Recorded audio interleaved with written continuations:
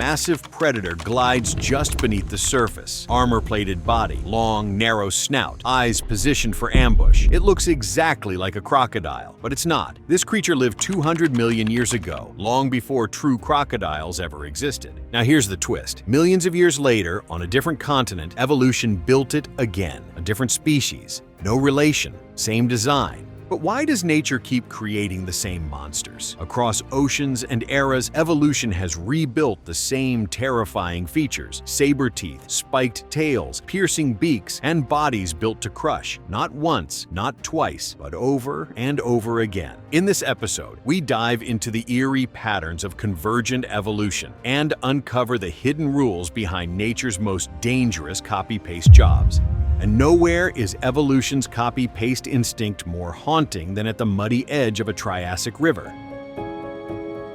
Roughly 215 million years ago, during the late Triassic period, the river systems of Pangaea were patrolled by a reptile that looked eerily familiar. It had armor-plated skin, a low-slung profile, and a long, tooth-studded snout. Its eyes sat high on the skull, perfect for watching from beneath the water's surface. At first glance, it was a crocodile, but it wasn't. This was a phytosaur, a member of the now-extinct order Phytosauria. Fossils from formations like the Chinle Group in the southwestern United States, as well as deposits in India and Germany, revealed giants like Smiloseuchus grigori, a predator that may have exceeded 9 meters in length. Its jaws housed dozens of recurved, conical teeth. Its skin was covered in thick osteoderms, and its semi-aquatic body plan allowed it to dominate both land and water. But here's the strange part. Phytosaurs weren't crocodiles at all. They weren't even closely related. Crocodilians belong to a group called Pseudosuchia, a lineage that includes all modern crocs and their ancestors. Phytosaurs, in contrast, branched off earlier within Archosauria, making them closer, in evolutionary terms, to dinosaurs than to modern crocs. The one anatomical giveaway? Their nostrils. Unlike true crocs, whose nostrils are located at the end of the snout for stealth breathing during a lunge, phytosaurs had theirs positioned near the eyes, a relic of their distinct ancestry. Still, the convergence is uncanny. Sedimentological evidence from sites like Petrified Forest National Park in Arizona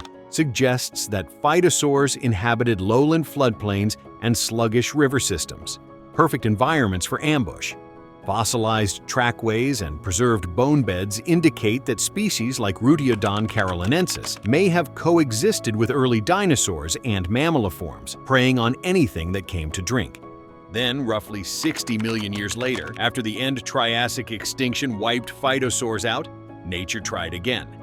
Enter the crocodilians. Appearing in the late Cretaceous and diversifying during the Paleogene, true crocodiles evolved independently, but landed on almost the exact same body plan, same armor, same aquatic adaptations, same ambush strategy. Even their prey was the same: fish, turtles, early mammals, and whatever else approached the shallows. This wasn't mimicry. It wasn't memory. It was evolution solving the same problem twice. Because in rivers, then and now, stealth, armor, and patience are a killer combination. And when the physics of survival don't change, neither does the design. But rivers weren't the only place where evolution repeated itself. Because as Earth's continents drifted and ancient oceans deepened, predators adapted once more, this time not for stealth in the shallows, but for speed in the open sea. And again, the same design emerged. Meet the ichthyosaurs, marine reptiles that appeared in the early Triassic over 250 million years ago and went on to dominate Earth's oceans for more than 150 million years. Their bodies were a masterpiece of hydrodynamic engineering. Long, torpedo-shaped torsos, rigid tails with vertical flukes, and extended snouts filled with interlocking conical teeth. They looked exactly like dolphins, but they weren't mammals, and they weren't even close. Ichthyosaurs belonged to a completely different evolutionary branch. Reptiles that had returned to the sea after the Permian extinction. Fossils from Lagerstätten like the Posidonia Shale Formation in southern Germany preserve extraordinary soft tissue details, especially in genera like Stenopterygius quadricissus. These fossils reveal outlines of a dorsal fin and crescent-shaped tail, confirming that ichthyosaurs had evolved fish-like features millions of years before marine mammals ever existed. But the resemblance goes deeper. Chemical analysis of soft tissue samples conducted in 2018 revealed traces of blubber-like tissue, a thick, lipid-rich layer thought to provide thermal insulation. This discovery, paired with the presence of large eyes supported by bony sclerotic rings, suggests that ichthyosaurs were capable of deep diving and may have been endothermic, a trait previously thought limited to birds and mammals. Species like Ophthalmosaurus eisenicus from the Oxford Clay Formation in England approximately 165 million years ago had eyes nearly 23 centimeters in diameter, the largest of any known vertebrate, designed for seeing in the dim light of deep water. And yet, despite their reptilian ancestry, ichthyosaurs hunted much like dolphins, fast, agile, and efficient. Their prey included fish, squid, and ammonites. Their jaws snapped shut with precision, and their streamlined forms cut through Jurassic seas like missiles.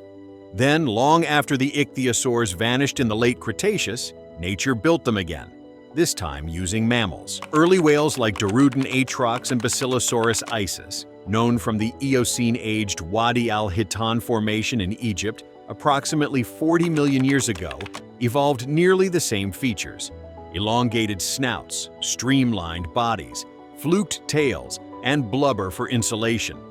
Even toothed whales like dolphins evolved echolocation, reinforcing the same convergence of form and function.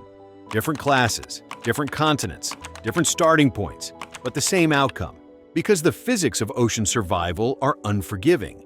To thrive in cold, open water, predators need lift, thrust, insulation, and control. And whether you're cold-blooded or warm, scaled or furred, those pressures shape you the same way, over and over again. But sometimes evolution doesn't just copy a body, it copies a weapon. Over the last 250 million years, one feature has reappeared so often in so many unrelated predators that it's become one of evolution's most haunting signatures. The saber-tooth. The most famous of these was Smilodon fatalis, the so-called saber-toothed cat of the late Pleistocene. Fossils recovered from the La Brea tar pits in Los Angeles, dated to between 10,000 and 40,000 years ago, show a predator unlike anything alive today: short, muscular, and armed with upper canines that extended up to 28 centimeters in length. But Smilodon was not alone, and it wasn't even the first. Roughly 5 million years earlier, in what is now South America, a different predator evolved the same deadly feature: Thylacosmilus atrox. Despite its appearance, it was not a cat. It belonged to a completely different lineage, Sparassodonta, an extinct order of carnivorous metatherians, more closely related to modern marsupials than to any placental mammal. Fossils from the Ituzaingó Formation in Argentina reveal an even stranger anatomy. Thylacosmilus had long, open-rooted canines that continued growing throughout its life, and bony flanges on its lower jaw that may have protected the teeth when the mouth was closed. Its skull lacked the reinforced bite of Smilodon, but its powerful neck and forelimbs suggest a different kill strategy: slash and hold, not crush. Go back even further, and the sabers return again.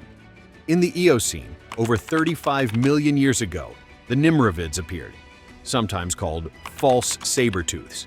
Though often mistaken for felines, Nimravids like Hoplophonus primivus belonged to their own branch within the carnivora order. Fossils from Wyoming and Nebraska show they too evolved enlarged canines, robust forelimbs, and short skulls adapted for stabbing downward into soft tissue. And still, the pattern goes deeper. In the late Permian, nearly 260 million years ago, the saber emerged in an entirely different group, the Gorgonopsids.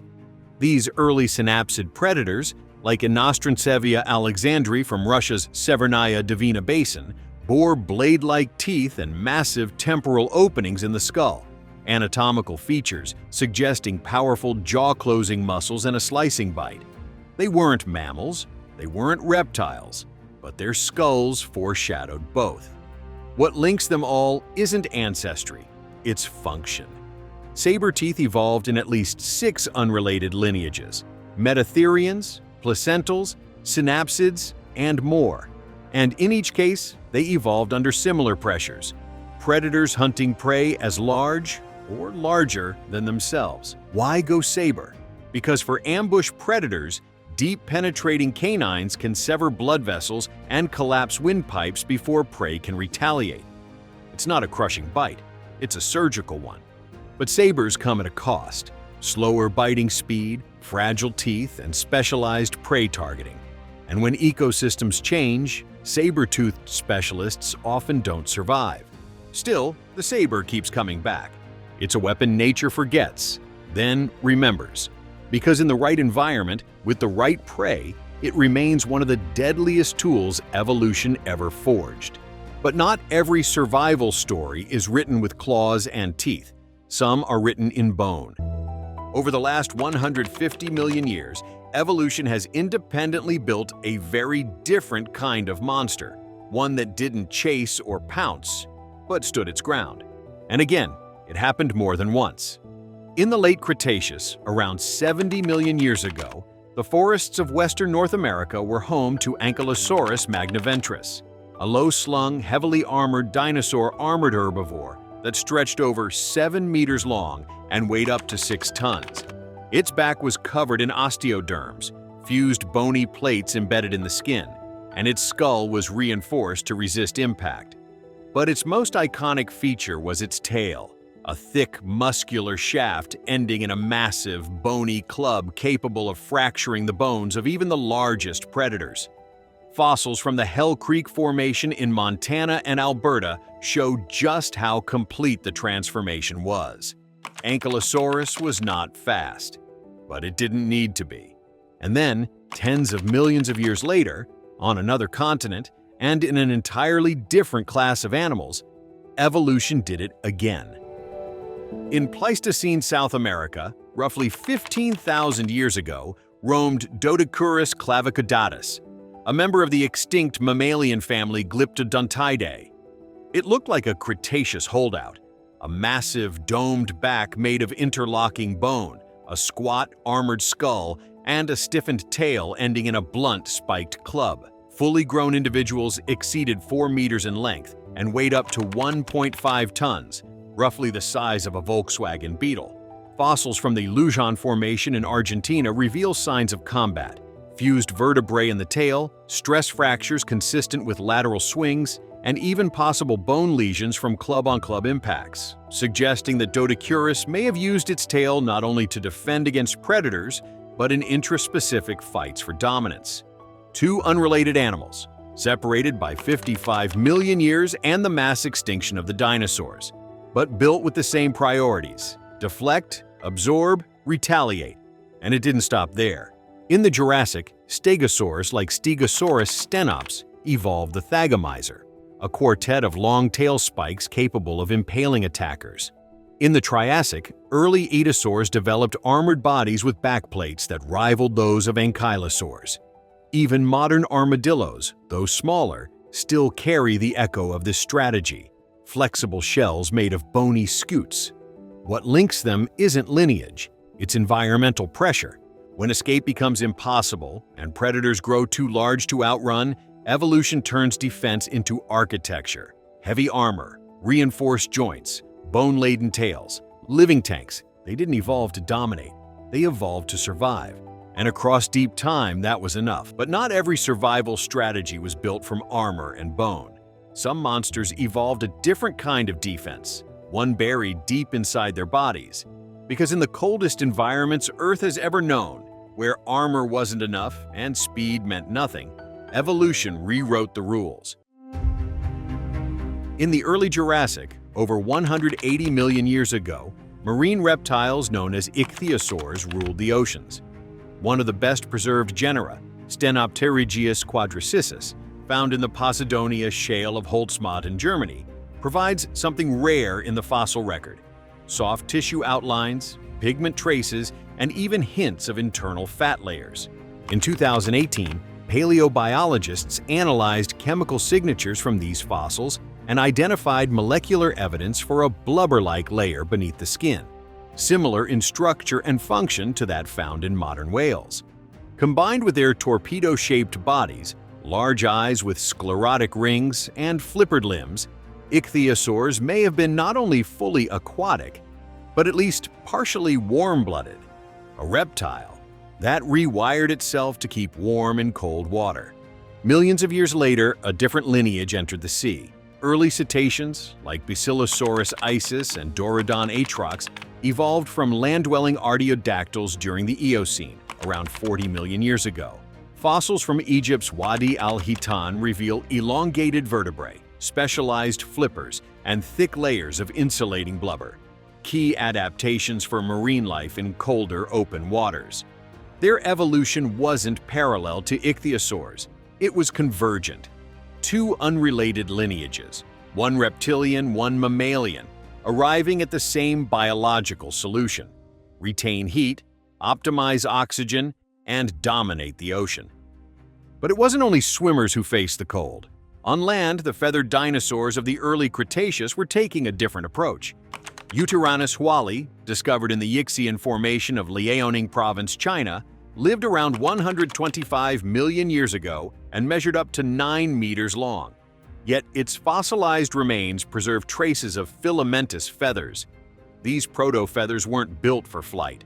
They were likely used for insulation, keeping this massive predator warm in temperate, possibly seasonally cold forests. Even some modern reptiles hint at partial warm-bloodedness. Studies on large leatherback sea turtles, Dermachelys coriacea, show that they maintain elevated body temperatures using muscle-generated heat and countercurrent heat exchangers in their flippers, a physiological workaround that mimics the effect of true endothermy. Different taxa, different eras, but the same problem: how to survive in cold, energy-draining environments. And so evolution turned inward, constructing heat retention systems again and again. Feathers, fur, fat, and circulatory tricks became evolution's invisible armor, crucial defenses that left no spikes, no claws, no scars, only heat. Because when the cold pushes life to the edge, only the warm-blooded survive. But cold wasn't the only force shaping evolution's deadliest designs. In the silent stillness of an ambush, vision was everything. Over hundreds of millions of years, evolution has re-engineered the predator's gaze, again and again, shifting the eyes from the sides of the skull to the front. Because when a kill depends on timing and depth, binocular vision becomes the ultimate weapon. The earliest animals with forward-facing eyes may date as far back as the late Carboniferous, over 300 million years ago, in early predatory amphibians like Proterogyrenus shelai, found in Scotland's East Kirkton limestone.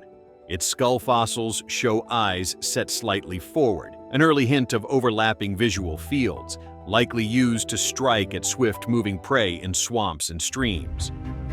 Much later, in the Cretaceous seas, ichthyosaurs like Ophthalmosaurus eisenicus developed eyes the size of dinner plates, up to 23 centimeters in diameter, with bony sclerotic rings that allowed for both structural support and extreme focus in low-light environments. Not only did they see in darkness, they locked on. On land, evolution sharpened this blueprint even further. In the Pleistocene, Smilodon fatalis, the saber-toothed cat, had forward-set orbits, giving it a narrower but deeper visual field. Modern big cats, owls, and raptors evolved similar eye placement, not for panoramic awareness, but for laser-focused precision. But perhaps the most chilling parallel comes from a much older predator. During the late Permian, over 260 million years ago, the synapsid Gorgonops torvis roamed what is now South Africa. Its skull, preserved in the Beaufort group of the Karoo Basin, shows signs of partial binocular overlap and muscle attachments near the orbit that suggest focused control of eye movement. Now compare that to modern-day crocodilians. Their eyes sit high on the skull, with a field of vision tuned for ambush, and a reflective layer called the tapetum lucidum, which enhances night vision by amplifying available light. Owls, too, evolved a similar retinal layer. So did some deep-sea squid. So did cats. These lineages never touched. They split hundreds of millions of years ago, but their need to strike in silence drove them to the same solution: front-facing eyes, depth perception, focus over range. Because when the moment comes down to inches, evolution doesn't want you to see the world. It wants you to see the target. Even perfect vision isn't enough. When the threat can't be outfought or outrun, there's only one direction left: up. And in those moments, when escape meant breaking free from gravity itself, evolution pulled off one of its greatest miracles: flight. And if there's one feat evolution should have struggled to repeat, it's this one. Flight demands lift, balance, weight reduction, hollow bones, muscle attachments, and extreme control. And yet, it evolved not once, not twice, but at least 4 times, in completely unrelated lineages. The earliest flyers were the pterosaurs, emerging in the late Triassic, over 225 million years ago. Fossils from the Zorzino limestone of northern Italy and the Solnhofen limestone of Germany reveal creatures like Rhamphorhynchus and Pterodaustro, whose wings were skin membranes stretched over a single elongated 4th finger. Their bones were pneumatic, their bodies light, their launch strategy muscular and efficient. But they weren't birds, they weren't even dinosaurs, they were reptiles, writing their own rulebook for flight. Then came the birds. In the late Jurassic, around 150 million years ago, Archaeopteryx lithographica took flight. Feathers, wishbone, claws, and all. Its fossils, also found in Solnhofen, mark one of evolution's most famous transitions, from ground-dwelling theropods to fully feathered flyers. Birds refined the model over millions of years, fusing digits, stiffening feathers, expanding their chests to anchor flight muscles. Same skies, different skeletons. But mammals weren't grounded for long. In the Eocene, about 52 million years ago, Onychonectaris finnae soared over what is now Wyoming. Found in the Green River Formation, this early bat had claws on all 5 digits and primitive membranes between elongated fingers, suggesting it may have been as much a climber as a flyer. Unlike birds or pterosaurs, bat wings weren't built from feathers or one stretched digit. They were entire hands turned into sails, and they worked. But the story begins even earlier. In the late Permian, over 260 million years ago, a small glider named Coelurosaurus elevensis leapt from tree to tree in what's now Madagascar. It didn't fly, but it came close, extending bony rods from its ribs to support skin membranes like an organic parachute. It was a synapsid, not a reptile, not a mammal, but it still reached for the canopy. And evolution kept gliding. Modern colugos in Southeast Asia developed patagia, broad flaps of skin for tree-to-tree glides. Flying squirrels evolved similar membranes in the northern hemisphere. Draco lizards, still alive today, unfurl their rib-supported wings in the forests of Borneo. Even extinct rodents like the anomalures took to the trees. Different continents, different body plans, different timelines, but all converging on the same aerial escape.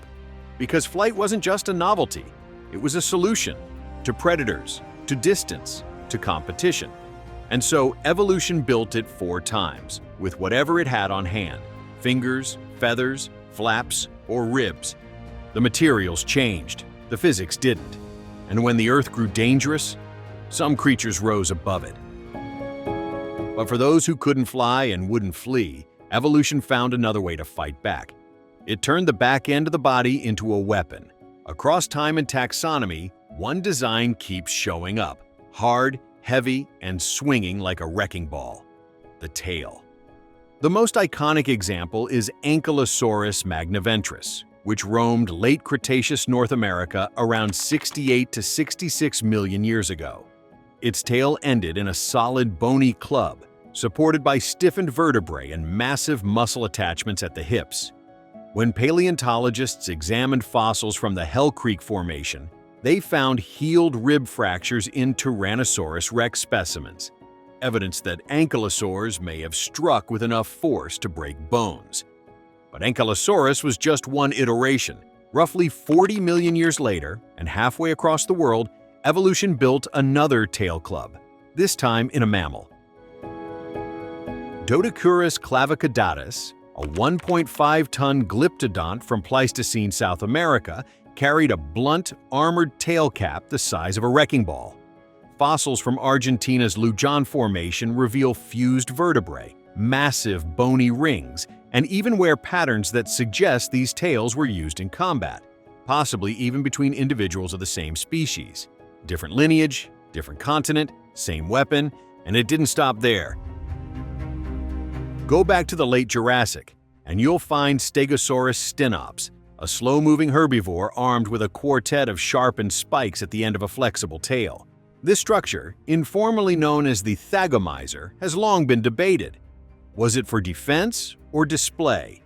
Recent computer modeling and puncture wound evidence on Allosaurus fossils suggest it could deliver lethal blows, especially if swung with precision. Even earlier, in the Middle Jurassic of China, the sauropod Shunosaurus eerily evolved a surprisingly similar solution, a mace-like tail club, possibly used to fend off predators or rivals. Found in the Xiaoxiamiao Formation, its fossilized tail vertebrae show adaptations for lateral movement, remarkable for a long-necked herbivore nearly 10 meters long. 4 species, 4 time periods: dinosaur, mammal, sauropod, and armored tank, each with the same brutal idea: turn the tail into a hammer.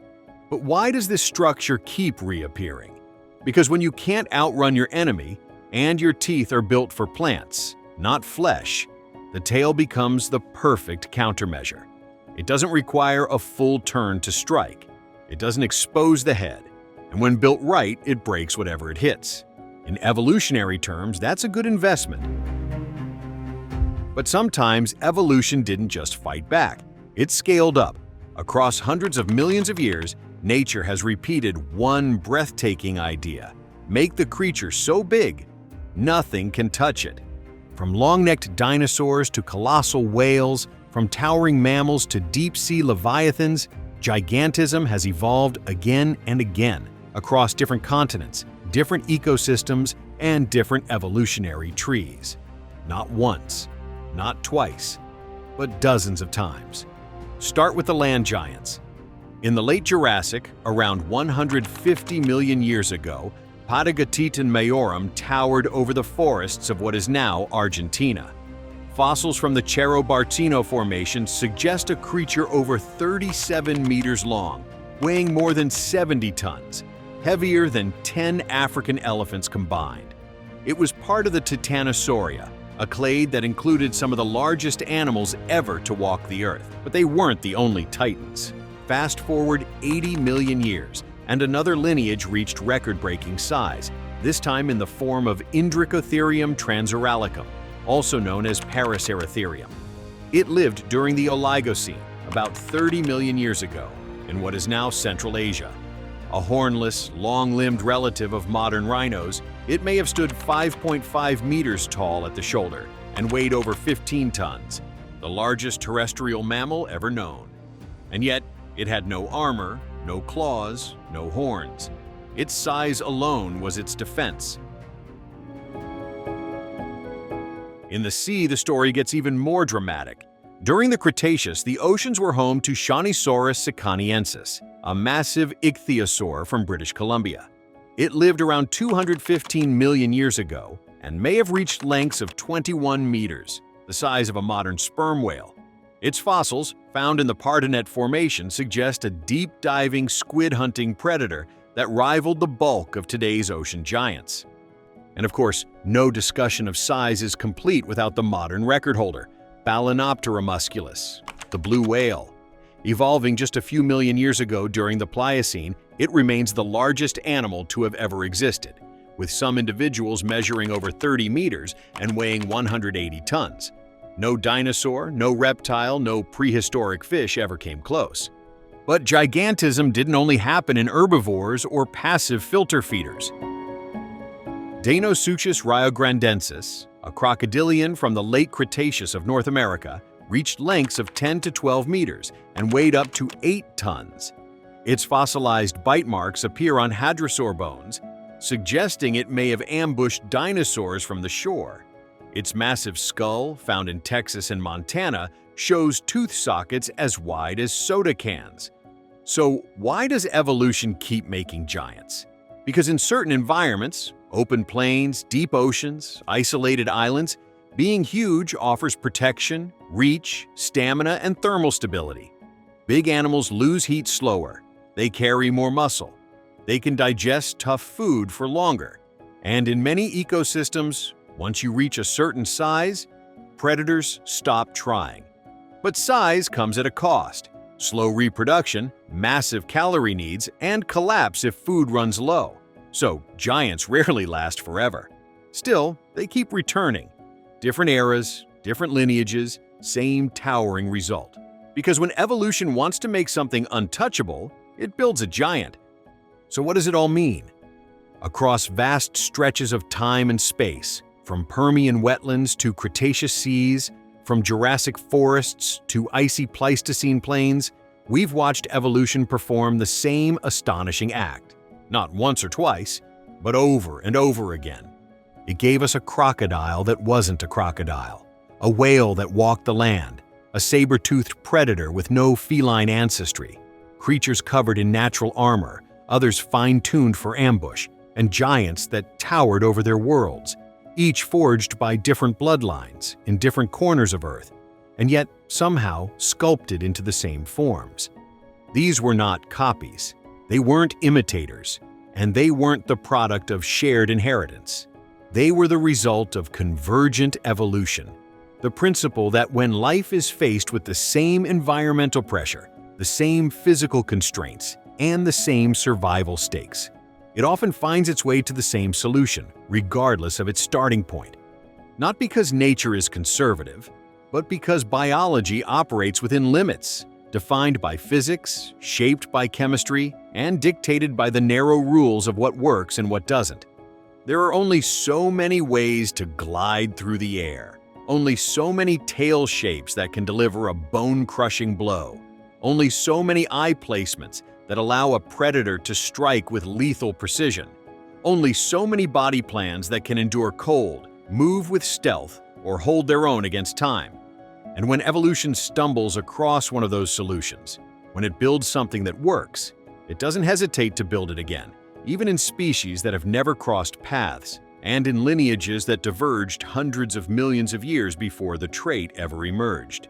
It's not guided by legacy, it's guided by function.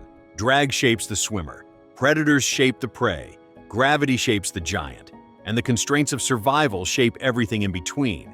In that narrow space between extinction and advantage, life doesn't experiment endlessly. It narrows in, it refines, it repeats. Sometimes that repetition is subtle. Other times it's so precise that the creatures it creates look as though they were carved from the same mold, though separated by oceans, epochs, and eons. They didn't share genes, they shared a problem. And when life faces the same problem under the same rules, time and again, it doesn't reinvent the weapon, it simply reaches for it again.